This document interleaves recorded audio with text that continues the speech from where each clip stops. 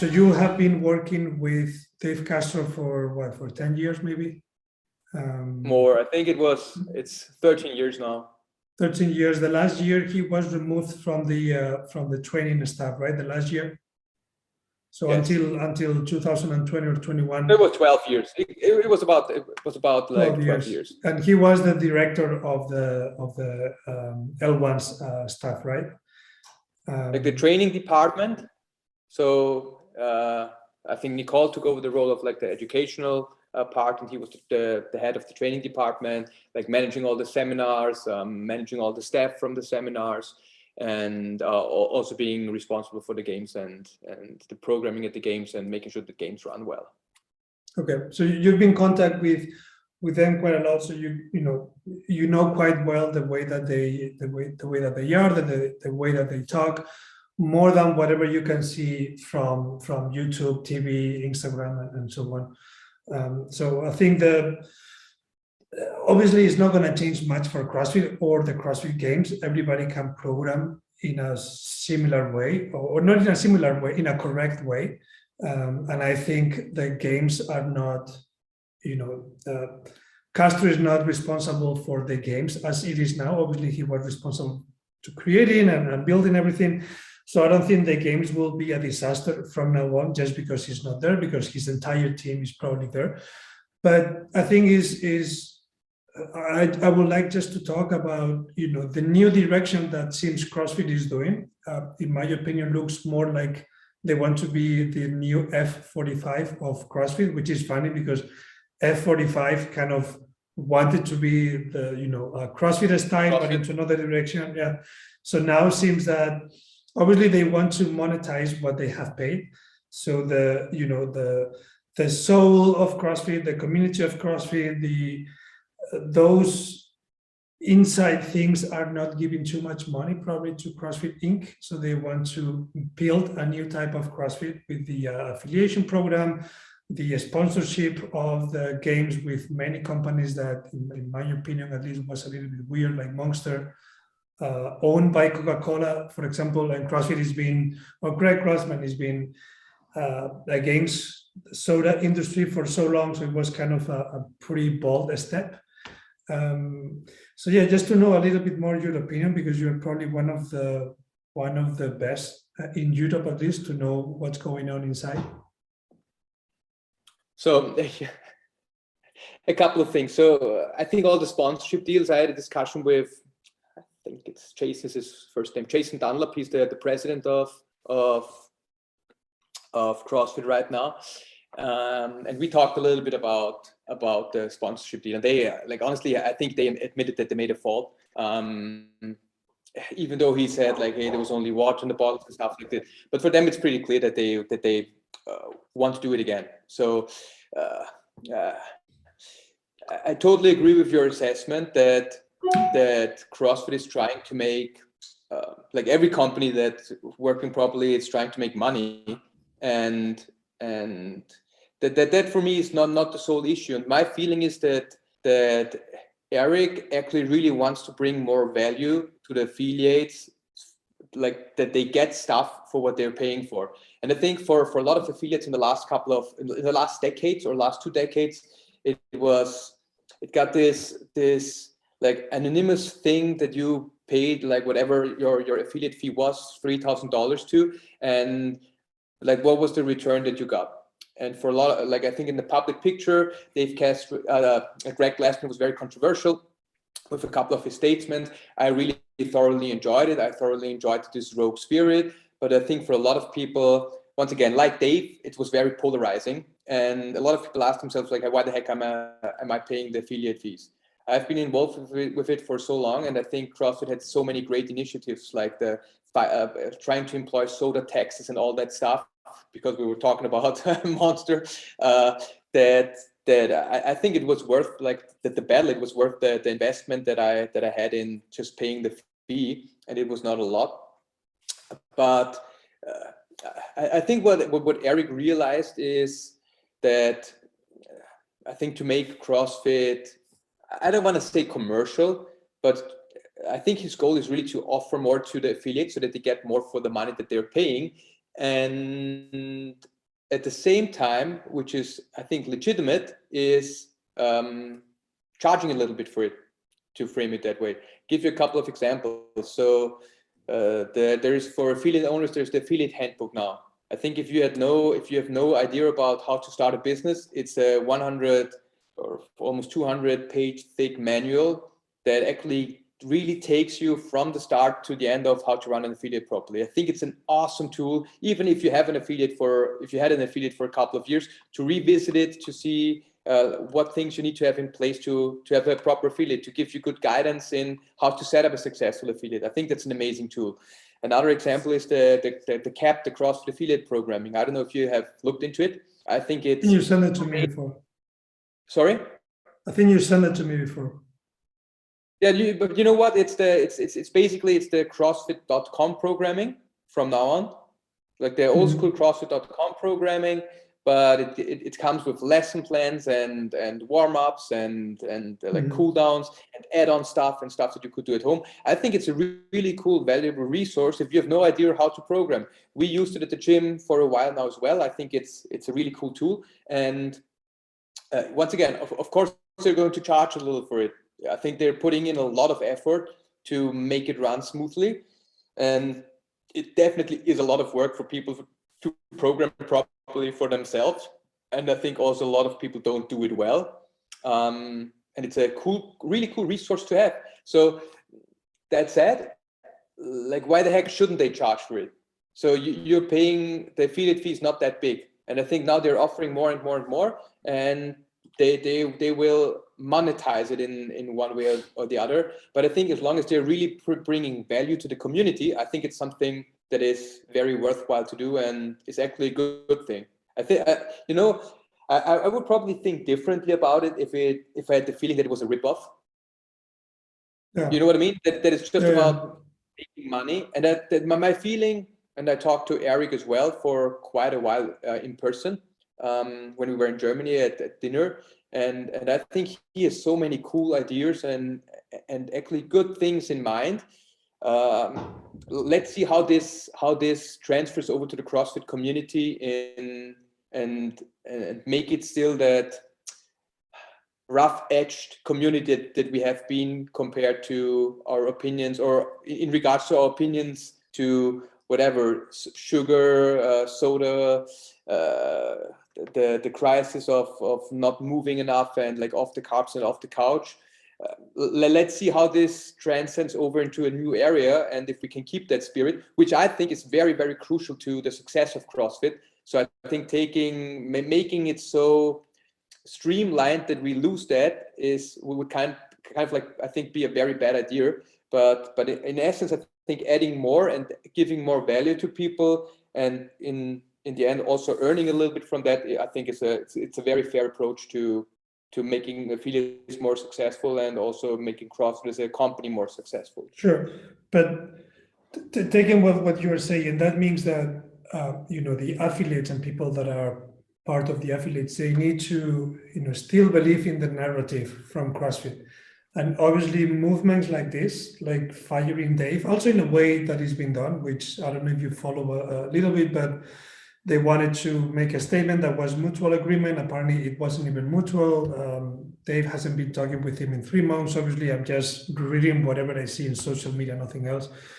So that just creates that people get conflicted between the ones that they really like. I think there is a big wave of old school CrossFitters, which I'm including myself, where we grew up with Dave Castro and Fronin and Kalipa and these things, and we like whatever we saw, even that obviously we don't agree 100% on what Dave could be or could say or whatever, but it's kind of the old school CrossFit.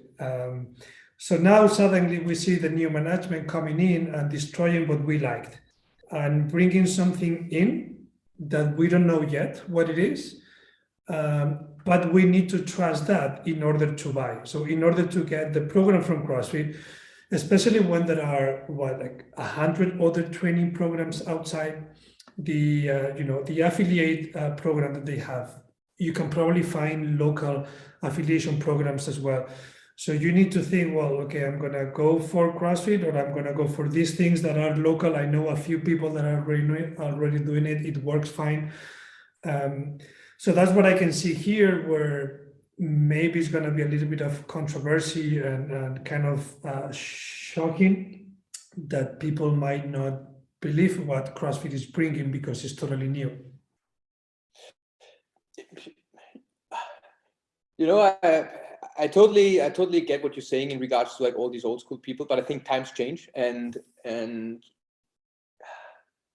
it's like a lot of the essential core team that has been with CrossFit for the last 15 years is still involved in the whole process. So all the trainers that I know, they're still there. Like Justin Berg has been involved with the CrossFit Games for the last I think since 2011 at least. So there's a lot of people that have been involved before. They're still involved, and they're still like keeping like the core spirit, I think, as it was. And I mean, people get older. Like all the athletes that you and I grew up, they are not there anymore. You know, I grew up with Greg Amos. We're watching him do Fren in sub 3 minutes, and it was like, oh my God, how can people do that? And doing crazy other stuff. But I think we need to realize that there's a transformation process, and I think the transformation itself is neither good or bad. I think it's just happening, and the question is yeah, you know, what is the best way forward for CrossFit? And firing Dave is, I think the way it was done was probably, I didn't expect it to be like this. But you know, I don't know all the full details. Yeah, exactly. There was a call yesterday for Steph, but I was not attending that one yesterday. But I look it up. Maybe then have more information.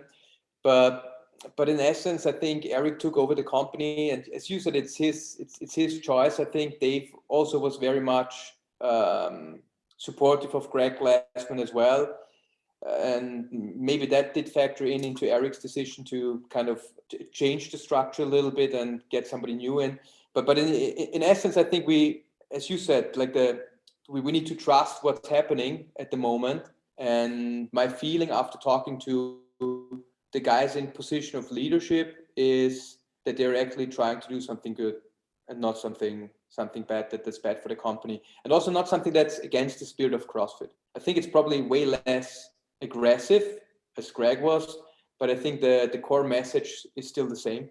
And, you know, I have a lot of discussions and talks to people from the training staff as well about like where everything is going, and you know, they're all skeptical to some regards, but they're also very open to how Eric treated everybody. So I think Eric, I told you I love Greg Glassman. I think he's such an awesome guy, and I love his political incorrectness. I love that he's saying stuff that he really means, that he's not like trying to message control what gets out. He's just like really.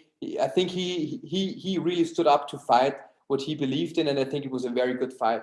And on the other hand, I had the feeling that a lot of people got lost along that way that have been involved with CrossFit. I can give you like a ton of examples now, but starting from Rob Wolf and all these other guys that have been involved with CrossFit early on that kind of like departed from CrossFit because I think the communication oftentimes was not ideal. Let's put it this way. But I think he didn't really care. He didn't care about, he cared about the people, but I think if you departed a little from the way was, you were pretty fast out of everything. And I think what people are realizing now, and I think Eric is doing a great job in this regard, is that he's trying to build strong teams, that actually people have opportunities to do something in the company and to get more involved. And I think back in the days, this was, I think just the management side was very, very underdeveloped. And I think Eric is bringing a lot of these great tools to help the growth of CrossFit, but on the other hand, like not to lose the spirit that we originally had. Do you think the CrossFit Games will change in any way? Format? I'm not talking about the watch or the programming. That doesn't matter. Not that doesn't matter, but it will change a little bit if any case, but I'm more thinking into the format. I think I've read last week that the Open is changing again, not the Open, but the Open quarterfinals and semifinals is changing a little bit again. So I think the H division, for example, is including into the semifinals in some way. I think there are a few more virtual stages for different segments. I can't remember exactly who. I think there is an adaptive semifinals and quarterfinals as well. It looked like the elite competitors, or whatever you want to call it, it follows the same the same format. So other than the removing all these accessories support that they are not able to have in the future. But do you think that the format of the games will change in any way? I think they internally in CrossFit, what was the Tony Budding back in? Do you remember Tony Budding? No. He was kind of the head of CrossFit Media, and he was involved a lot into the organization. Yeah, and he went to do this weird thing that was kind of a league, the grid league. The grid, yeah, exactly. He was actually it's still going on. It went to bankrupt twice. Okay. And it's still going on, but it looks more to me like a, what is it? No, I think he got out of it, but essentially they had a lot of discussions about changing the basic format into like a more seasonal format where there's a bunch of competitions, and then maybe it's a lead up to the games. I'm sure that the games will change, that the structure will change in the future. I can't tell you how it will be or when they will change it, but I think it's probably a good idea to change it. Yeah, I mean, as well. It reminds me a little bit about tennis. I think having one competition, one tournament is probably not the best way to find out who's the fittest. But on the other hand, if you have been the fittest for 5 years consecutively, I probably agree that your performance is the best. I still think that they are shifting the focus, or they will shift the focus from the games to solely finding the fittest to actually make money from the games, which probably they are not making much money at the moment, or maybe they are. What you can hear is that they are not making money. I still don't really know, but it's. I think if you see now, if you follow the amount of competitions, local that could bring up to 600-700 competitors, 1,000 competitors. The one in Madrid a few months ago, I think was almost 1,000 competitors. So the amount of local competitions that are happening, I think, are taking a little bit of the cake from the CrossFit Games, because at the end, virtual competitions were fine during the pandemic, but now who really wants to do a virtual competition when you can pay even less for competing somewhere around here, or whatever it is? Or even in Europe, you can go to another country, have a nice vacation or a nice trip, and then compete there. And I think I could imagine this year the Open being one of the lowest in participation due to the new format. Just my opinion, but the Open doesn't count that much at the moment if you want to qualify, or if you want to rank yourself against the people in your country, which is what a lot of people do, because now 3,000 people in Europe, I think it is, they are qualifying for the next phase. So I qualified last year, for example, and I'm a master 40, so everybody can qualify pretty much. So then you don't really need to effort yourself too much and put a lot of effort to qualify. The next stage costs $50 or 50 euros, can't remember. That's quite a lot of money for a virtual competition that only 30 will qualify to another virtual competition, which is in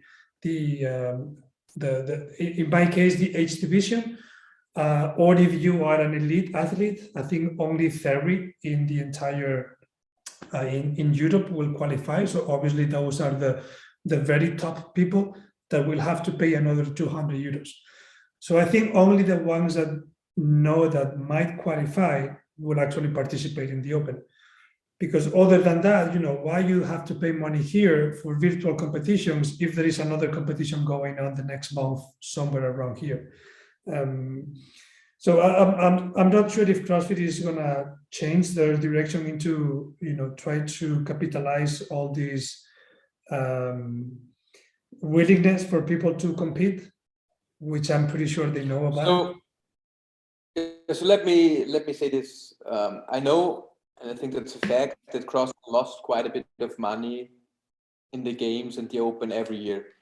It was far away from being self-supportive, and they actually put a lot of the money that they earned into making the games as they have been, which I think was probably a good idea. The Open must be profitable. I mean, let's say just the general thing of running the games and all the everything, the whole package was losing money. It was never financially a financially sound endeavor.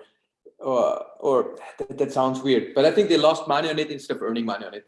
But and I think that's what they're trying to do right now, is bringing in big companies that actually are willing to spend more money on sponsorships. That's why they probably asked Monster to get in. But I think that's the sad thing, is inside of CrossFit there is no such established brand, like big brand, that is actually able to put in a lot of money in regards to sponsorships that helps the games to be a financially more sound thing to run. And I think that that's one of the issues that they are trying to change now. Is the games is a huge format. I think there's a lot of people watching it. How can CrossFit LLC make money out of that instead of like every other big sporting competition? But that's what's driving me nuts about every other big sporting competition, is that the main sponsors are Coca-Cola, it's McDonald's, it's all these crap food companies that sell really bad stuff to people that are sponsoring it. But the issue for that is they have the highest margins and they have the most tasteful products.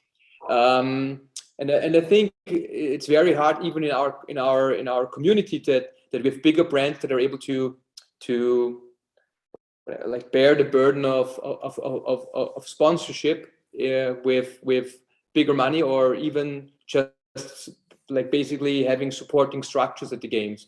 I think the partnership Rogue and CrossFit was great, but I think for all the other things it was probably like just lost money. And you know what? I think it totally makes sense to earn money from the games. I think if CrossFit was my company, or even if I think about my gyms, like running a competition, if I run a competition, which is like it's a ton of work. I think people always underestimate how much work it really is to make a proper competition running.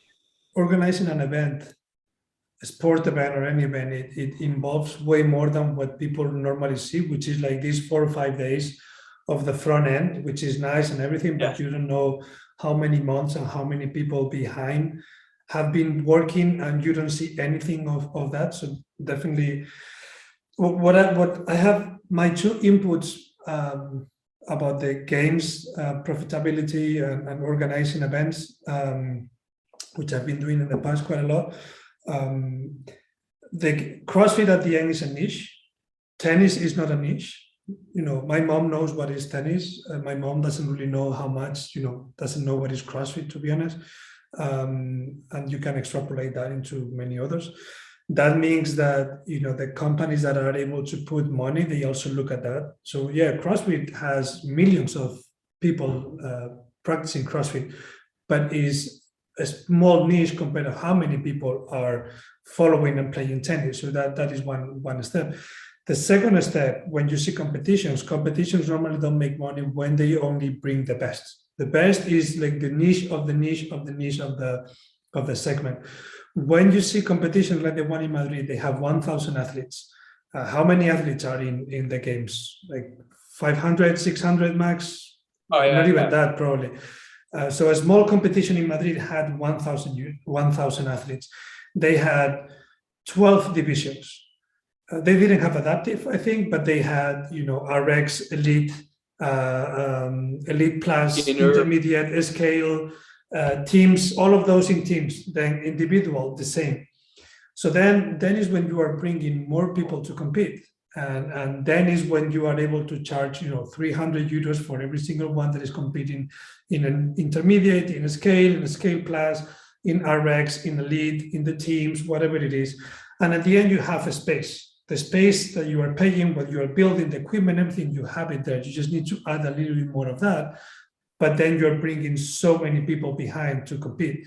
And then, more people are coming to see those people that are competing. The family, relative, and all of those will come and will pay the ticket to be there. So that's when I asked you about the change in format. I think Dave was more oriented into find the fittest, make the test and the events to find the fittest. I don't care about anything else. Fine, you can put some kind of, sponsors or whatever, but I want everything to find the fittest. And I think the new management will be, okay, we will find the fittest, but we are going to find all of those people and segments that want to participate, that will bring money, and will make this event more like similar to what Wodapalooza is doing. Wodapalooza has 12 categories, 10 categories, and.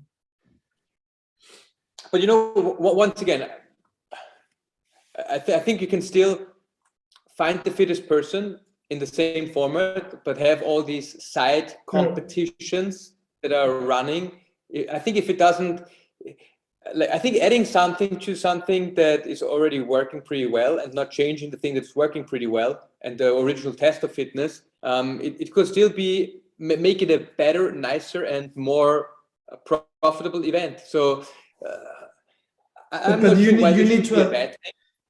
I think you need to adapt the entire logistics. So you won't be able to, make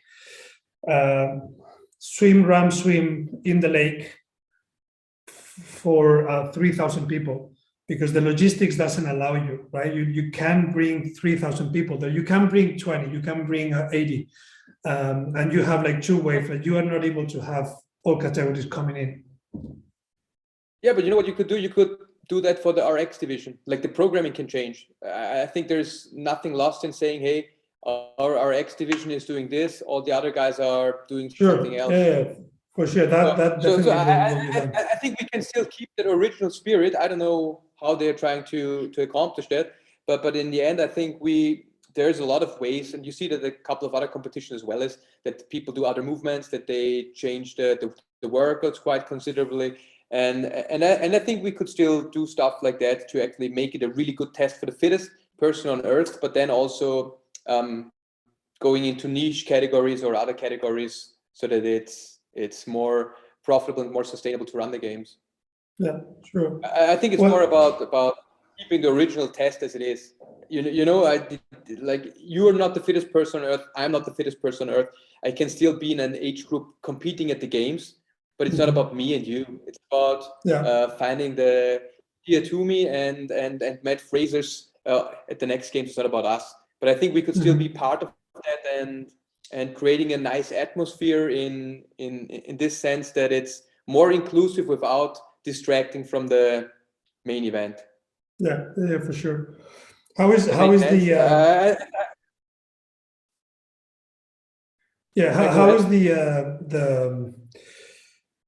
the feeling or the environment inside of the level 1, which I guess you are in contact with the level 1, the staff quite a lot. I don't know if you are in contact with anybody else from CrossFit, but I guess you are in constant contact with them. So how is the feeling since the recent changes had happened, and also with the last change or the last episode of Firing Dave? So I think the main feeling is a very positive one. Initially, there was a lot of skepticism and a lot of who is this guy? In which way is the company going? But I think Eric really did a good job, and I said that before, is making people feel valued and actually trying to bring really good people to the team and give these people opportunities. So in essence, I think in this way, there's a very, very positive like general theme in the level 1 staff. In regards to the recent change, I was about to talk to a couple of people from staff today. I can report to you like next week what the average feeling is or what the general feeling is. But I would say that the attitude towards, the feelings towards Eric and being a CEO and CrossFit in general are still very, very positive for most people. And I think Eric did a great job in getting everybody on board and like setting up opportunities for people to be part of the company that want to get more involved. I think a lot of people, they've been working, they've been working for CrossFit for over a decade, teaching. For example, Chuck Carswell, I think he taught, 500-600 seminars. It's a ton of work, like traveling. It seems like the best job in the world, and it is a really nice job. But if you have a family, you need to leave every Friday. And in the early days, it was Thursday and coming back on Monday as well. I think you have to pay quite a bit to sustain that, like mentally and emotionally as well. True. And it's fun for a while. Yeah, it's fun for a while. But in essence, if you've been doing this for 10 years and then it's like, well, what's my perspective? There is no perspective for you. That's kind of like I think not a nice way to keep on growing as a company. And I think Eric did a great job in making sure that people get more opportunities and more things to work on. Like the CAP, we have so many cool people right now. The CAP programming is done by James Hobart. He has been involved with CrossFit for the last 15 years, has been at the games, I think 8 or 9 times as an athlete. He really knows his stuff, and his only thing at CrossFit was for the very longest time just teaching really good seminars. But in the end, I think as people evolve and grow, they need to have new responsibilities and new opportunities to stay on track and to be engaged enough. I've seen that. I think all people that I work with, they delivered really good seminars. But what I could see internally from working with a couple of people that have been doing these weekend after weekend is that the passion kind of tickles down a little. Not that the seminar is not very well delivered, but it's more this, like for me, I don't teach a lot of seminars anymore. I think it's probably one every 2 or 3 months, but I really love it. I really think the core message that we put out is such an amazing thing that I really try to bring all my passion to the table. But I think if you do this for a decade, every weekend or every other weekend, very hard to maintain or to recognize how important the message is that we put out. For sure. If you don't evolve, at some point motivation goes down. In any job, in any endeavor that you do, any activity, whatever, if you don't progress, if you keep squatting every single day and then you squat 60 kilos, you will stop for sure, because the progression is something that human beings are always seeking. So that definitely, I think you're right in that way. Do you foresee any kind of changes, new stuff coming up, or something that we could expect? Something that I know that you can't really tell us everything that you know, but something that you could.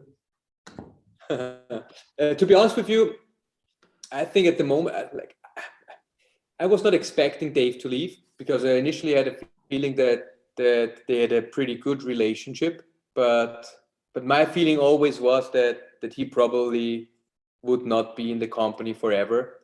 But as the company is right now, as I can see it, there won't be any major changes to the people that I know working in the company. For example, I can't, maybe I'm wrong, but I think Nicole Carroll will never leave CrossFit LLC now, or maybe she will leave, but she will not get fired from LLC. Yeah, I think she's an integral part, and her way of dealing with people is very in line what Eric wants to see, and so I think she won't be kicked out in any way. And for all the other people that I know that are involved at the moment, I think there won't be any major changes, at least in the next 2 years.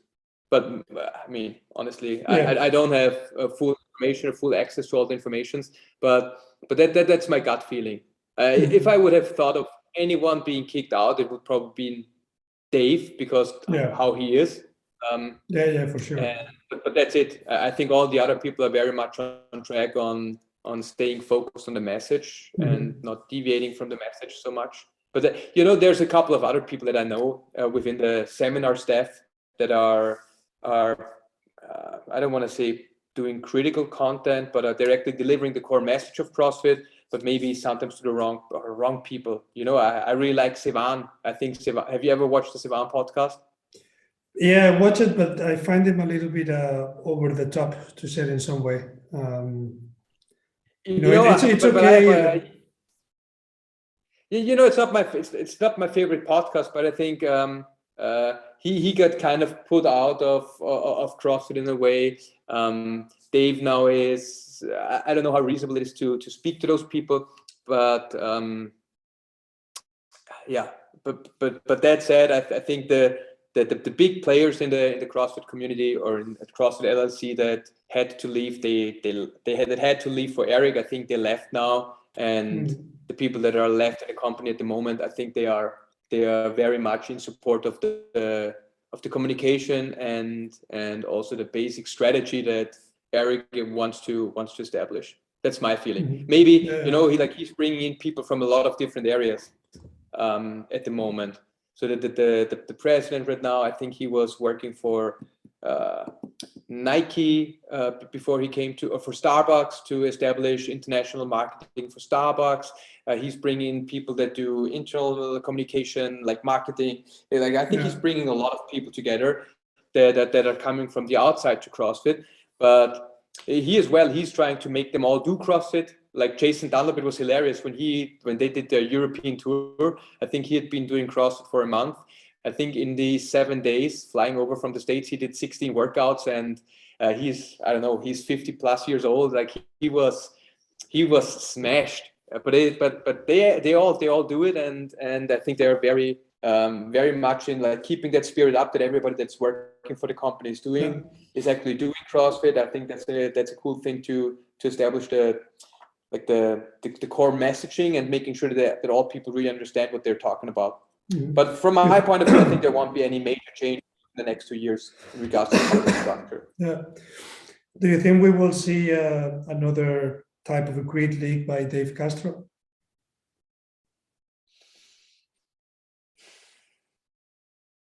It's too early to say. I think he was always, maybe it was Greg, I can't remember like the discussions back in the days, but I think Greg was very, very opposed to that idea. And he always said like, hey, there will be a time for doing that stuff. But I can more imagine, but I'm really not sure about how good Dave is with Bill Henninger, that he's doing some kind of rogue format, so that he's probably going to. Yeah.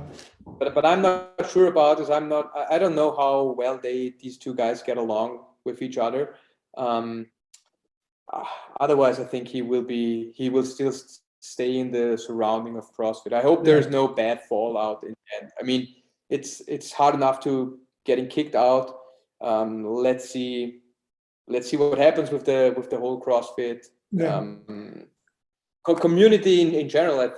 I think, you know what, since that George Floyd comment from Greg Glassman, where a lot of weird discussions arose that were, I think, totally missing the point, and we're very much about politicizing something that was not meant in any political way or in any racial way.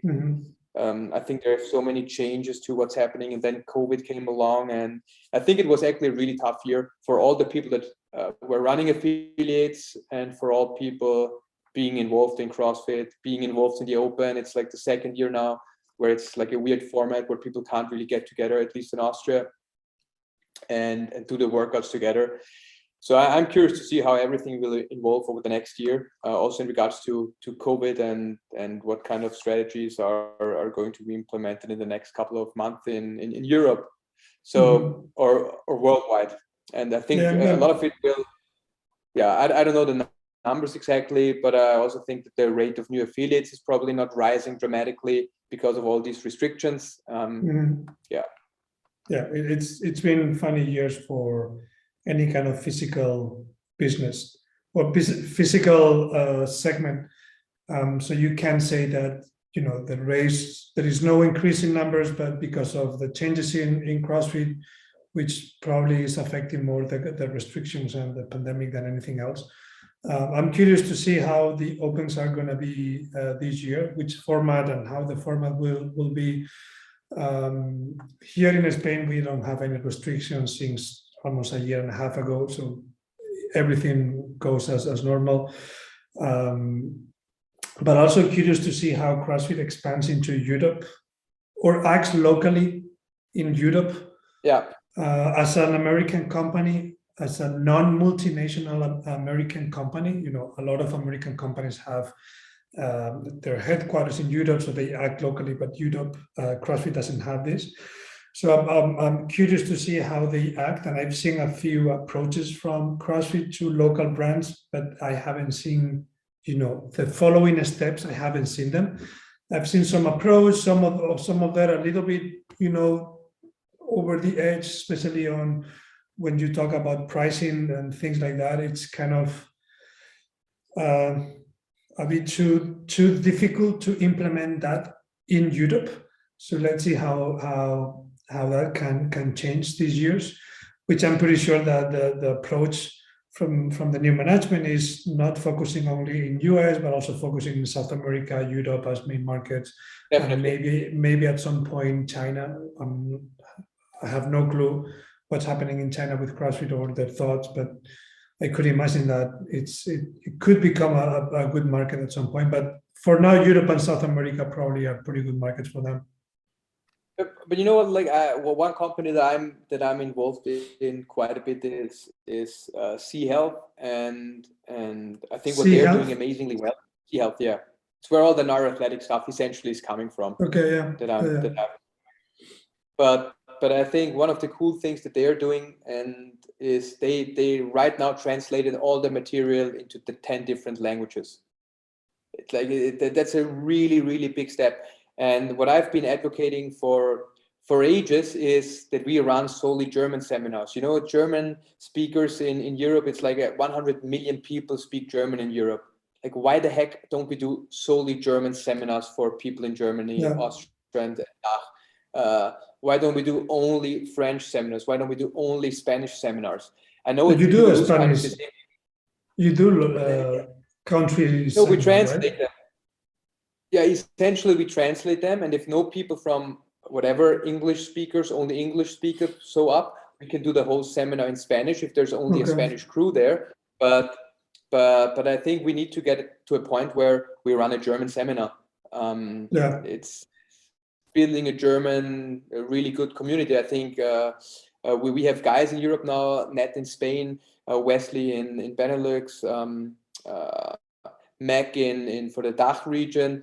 They're all doing a great job, and I think they're getting more and more opportunities to make that happen. But I think in essence, we need to build stronger local branches of CrossFit and building strong partnerships locally, and then like LLC has to do their own thing globally. But I think one of the key things is, like, if you want to have a healthy affiliate, you need to have a good community. I think if you want to have a healthy European affiliate system, you need to have great local communities. And that's where the energy should go, and that's where people see value again. And I think creating that value for the affiliates locally is one of the key things that need to happen in the future. And I think one part of this would be using languages that actually people speak. And CrossFit is, I think, quite far in the development internationally that we could easily pull stuff like that off. Yeah, for sure. I think that's a first step that CrossFit should have done it way before than now, but for sure. Cool. Yeah. But I think we've been an hour. So I think it was a cool and different podcast. I'm missing the neuro-athletic training and all of those. I've been asked a few times about the podcast that we've done. When are we going to do a few more? And so there is quite a lot of interest for people. Yeah, I mean, let's start again. Yeah, I would be happy. I'm always willing, as long as we set it up in a time, and then we try to do it every week or every second week. Something like that is perfect. I think it's a great theme, a great topic to talk that not a lot of people know. And recently I was talking with a few people that they were kind of knowing about it, but not really knowing where to search for more information. And I explained them a little bit about the color glasses that we had, the straps that you put on me, and how that can affect one part of the cerebellum, and that tilting your entire body to one side. It is really interesting. And I think, what, we should do like a small workshop in Austria, like bring in maybe a couple of Go Primal customer athletes, whatever it is, and then maybe making a small seminar in the office. That would be nice, yeah. Yeah, and then, we can obviously meet again there, or if you guys come here, or you come here and then we do it here, whatever it is, or if we go to Holland, whatever. But I think it's a good idea to do these kind of things. And you know what? I think it's, especially for better athletes, I think it's such a great add-on to do. I just talked to Lars Lienert. He's one of the best neuroathletic trainers in the world. And he's working with Alexander Zverev, the German tennis player, over the last year. And Zverev was really playing amazingly well. And Zverev said something really interesting is, you know what, I can play tennis for 3 hours a day. I can do strength training for 2 hours a day, my conditioning for an hour a day. But at some point, I can't do normal training anymore. And I think what you can do with the neuroathletic stuff is not only help you to be whatever, more stable and more efficient in moving, but the other thing is you can still do stuff that is very, very crucial for how you play or how you perform in your sports, that is taxing on your body or your nervous system in a different way than the training stuff. Yeah, exactly. And I think in this regard, so many people are not, that there's a lot missing out. And the cool thing is you can very efficiently integrate it into your normal training routine if you're willing to spend 10-15 minutes extra every day, and reap huge benefits from that without adding hours and hours of more high volume or more intense training. Yeah, the problem with that is, until the sport is not professional and athletes can live out of this, put in 20, 30, let's say 30 minutes, 45 minutes more per day to your routine means that besides the 4 hours, because athletes normally train at least 4 hours, you need to add another hour of other training, that you need to have another coach, you need to pay for something. So you are adding things, and then people are not able, or athletes are not able to add that into their routine. I agree. So I think that's a one step that a tennis player can do, but a CrossFitter at this point can do. I totally agree. And I think this is why it's even more important to pick the stuff that you're really bad at and make it better. I think it's this old CrossFit principle, but let's say your eyes really suck. I think you will have way more benefit in making sure that your eyes work properly in regards to how efficient you move than doing 20 minutes more training. Yeah. And if you realize that, and if you do the right exercises, that you'll see not only health benefits, but also performance benefits that are undoubtedly way more powerful than just doing physical training. But the essence is, I totally agree with what you're saying. Just doing 30 minutes, kind of like random neuro stuff, is probably not the thing that most people are able to do and adding to their normal routine. Yeah.